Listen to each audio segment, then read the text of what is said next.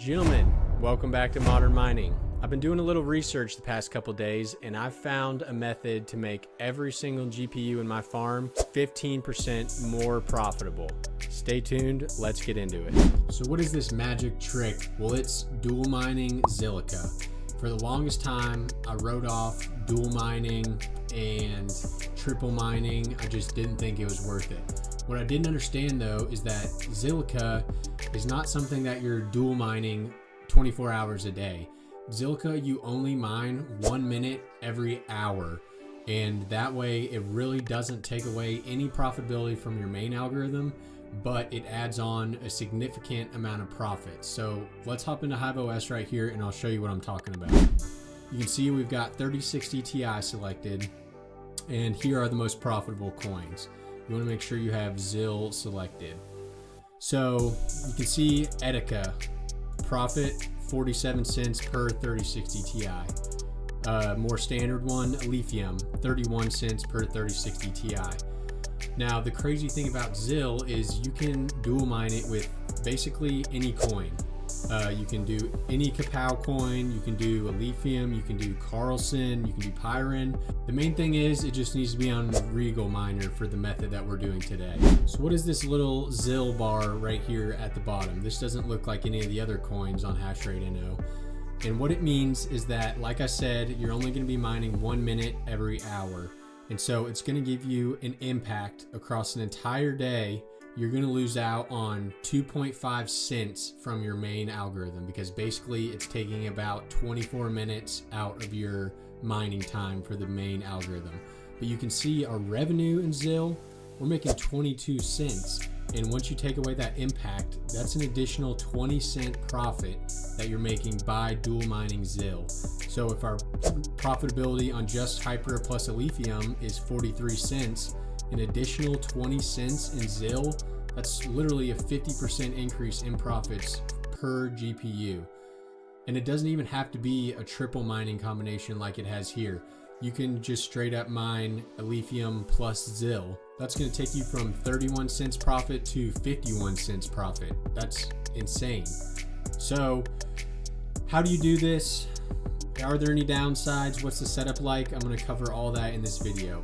And I'll show you what I've made in Zilliqa in the past 2 days of mining. It's already a couple bucks and over 110 Zilliqa. Quick interruption here. 60% of my viewers are not subscribed to the channel.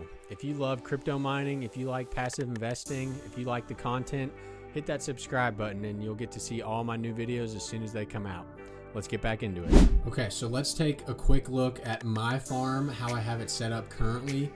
You can see I'm mining Nexellia still. It crashed hard, but profits are still decent, so I'm sticking to it. You'll also notice that there's this second number here, this extra mega hash, and that is my ZIL hash rate. So let's go into one of these rigs, and you can see each of them has my Karlsen hash number, but it also has my Zilliqa hash. And Zilliqa runs on the ETH hash algorithm. So if you used to mine Ethereum, you're going to recognize these mega hash values, because the 3060s and the 3070s, they all used to mine around 60 mega hash on Ethereum. And so that's what Zilliqa is as well. So let's take a look at the Flightsheet and see how I'm doing this. If you go into Flightsheet, and I'm just going to leave it on this screen, you want to use Rigel Miner. That's the easiest way to do this. It's going to help if you have the README for Rigel Miner pulled up on another screen. That'll kind of give explanations on some of these commands you're putting in here. But in short, -A is you're choosing the algorithms to mine. So Nexellia runs on Karlsen hash, and then we're also going to be mining ZIL, so plus ZIL. And then you're going to put your pool URL -O. And this bracket 2, that stands for the second algorithm. So our second algorithm, ZIL, is going to be -2, put in K1 pool. Your K1 pool address, it's a little different. You don't put in your actual Zilliqa wallet, you put in your K1 pool wallet. And I'll get into this a little bit later, but with K1 pool, your coins get mined to K1 pool, and then you actually manually get the payout to your actual Zilliqa wallet. We'll go into it in a bit. Moving on, you also want to put the worker name, and then zil-countdown is just going to show the timer until you start mining Zil again. So if you're going to mine Zil in 28 minutes, if you look in the mining software, it'll say a countdown to when you start mining Zil again. And then you have to do your overclocks. So you're going to overclock both algorithms in the miner right here. So you can see the brackets again. So right here, we're setting the core clock for our first algorithm, Karlsen hash. And then further down, we're setting our second algorithm overclock, Zil. And the miner is going to automatically switch between those overclocks when it switches coins. What I'm doing here is I've just got 280, 300. Basically, this card was crashing at 300, so I dropped it down. But you could use one number for all the cards if your rig is all the same card. So setting the core clock offset, locking the core clock, and then locking the memory, standard Karlsen hash stuff. You guys have all done it 100 times. Where it starts getting a little more confusing is where you add in your Zilliqa overclocks. So remember, this is like Ethereum, and so your memory clock, that is going to be double what this value says right here. So I'm setting my memory overclock to basically 2500 megahertz, and then I'm locking the core clock at 1400. And this lock-mclock X, that's basically removing the locked core clock that we had set, or the locked memory clock that we had set for Karlsen hash. You need that X in there. And real quickly, I want to thank Krootman for all of this information. If you guys don't know who he is, I'll put his channel down below, and I'll have a link to it in the description of this video. He is the man when it comes to dual mining and triple mining. A lot of this stuff I learned from him. He's really big into triple mining, and I'm a little less big on the triple mining, but after the last day, I really see the importance and the necessity to always be dual mining Zilliqa on every card you have. If you're not, you're literally throwing away free money. So check him out. He's the man. And continuing on here, you don't need to add this command, but if you have maybe one card on your rig that you don't want to mine Zil, you could do off, comma, on, and for each GPU, and you can set which ones you want off and on. In this case, they're all going to be on. So that's the flight sheet. Real quickly, I'll give you another example of, actually I'll go into this one real quick and show you that I'm only setting one coin in here, my main coin, and this is also mining on the CPU. So if you don't mine with your CPU, you can ignore this bottom spot. But you're setting your main coin here, and then in the miner config, that's just where you're adding those extra commands I just went over.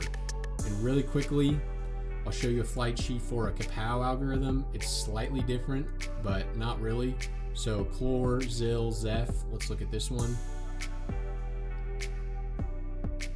The only thing I'm doing different here is you can see I'm only setting my Zilliqa overclocks in here, and then my CLORE overclocks would be set by these values right here. And it still works where it can swap between them back and forth when it goes from Zil and then back to the main algorithm. Okay, so that's basically all you need to know on the flight sheets.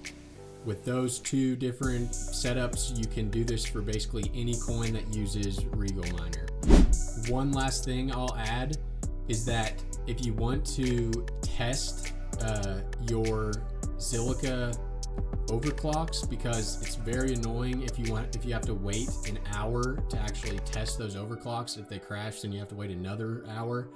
What you can do is, let me open a Hive shell right here, and I'll show you what you can do. If you go into edit and you add this last line right here, you want to add --zil-test. And what that's going to do is it's basically going to mine Zil to a virtual pool every 30 seconds. And that way you can immediately test your overclocks. And then once you have them correct, you just remove that Zil test. So let's open this Hive shell. Okay, so you can see there's that Zil countdown. 47 minutes till the next time it runs Zil, but with this Zil test, it's going to be much quicker. So this is extremely important when setting your overclocks. You can see Zilliqa session started, and it changed all of our overclocks, and now we're getting shares And you can see our Zil mega hash right here, which all the cards are around 60, which is what you want. So as long as you don't see any crashes here, let it run for a couple minutes, then you know that your Zilliqa overclocks are okay, and you can get rid of that in the flight sheet. So let's talk about K1 pool. You can see here that this is my K1 pool account, and you need to create an account to mine here, and then you're going to have your workers that are mining Zilliqa and your Zilliqa hash rate right here. So you can see that each one of these points is another hour apart where I started to mine Zilliqa. This first day I was kind of getting the overclock set, but then you can see I've kind of got it ironed out right now, and I'm averaging about 1.1 gigahash. That'll probably go up with time. One thing that's cool though is if you go to the dashboard, you can set, or you can check your revenue. So a 3060 Ti and a 3070 is going to be 60 mega hash, and you can see that is 5.8 cents. So that's a pretty significant amount of profit when the main profitability right here for a normal coin, I don't know what Etika is 31 cents. So that's an extra 1/6 of profit from only mining Zil. So if we go back to my stats, you can see that I've made 107 Zilliqa in the past day and a half. And we'll check that on CoinGecko real quick. 107 Zilliqa. It's extra $2.50 that my farm has made that it wouldn't have made if I wasn't dual mining. So I strongly recommend everybody set this up. It's extremely helpful, and it's going to increase profits for everybody. I'm going to put my link to K1 pool down below. If you're not already mining Zilliqa to it, please use my link to sign up. I get like 0.1% of the earnings, and it doesn't harm you in any way, but it really does help grow the channel and allow me to keep making awesome content for you guys. So I'd really appreciate it. Let's keep going. Another great thing about Zilliqa is it's not just some random shitcoin. It's pretty well ranked on the charts. Zilliqa is ranked 169, so that's by no means a small coin. This is a big coin. And even better, if you look at the long-term price chart, it has 10x potential from where it's at. All-time high 23 cents, more recently 18 cents. Right now we're at 2 cents. So there's a 10x potential with this coin if it goes back to what it has in the past. And if you get a nice little bag of it, that $2 that I've already mined of Zilliqa is $20 extra. That's an insane amount. And if you're mining crypto, the whole goal is to accumulate as much as you can. So that's why I'm mining with my CPU, my GPU, and you might as well throw in Zilliqa. It's another coin you can start adding to your bags. Zilliqa also has staking. It's currently at about 10% APR. It's going to be dropping to 8% soon with some changes they've made, but still 8%. Everybody loves free crypto, so you put your Zilliqa in there, you're going to get 8% back. That's awesome. One thing I briefly wanted to touch on is LHR cards and mining Zilliqa.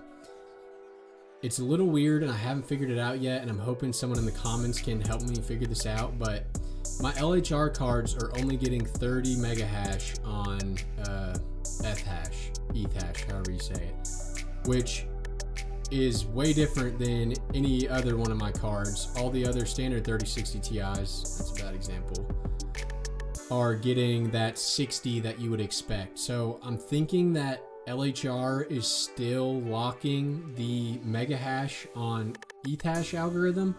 Let me know if anyone else has confirmed that. It kind of sucks because the hash rate for Zilliqa on this rig is like 200 and it should be closer to 400. You can see that like the 2070 Super is mining just fine how it is, and no matter how much I mess with these overclocks, they stay around 30 a card. So let me know if you got any fixes for that. Otherwise, I'll see you guys next time, and peace out.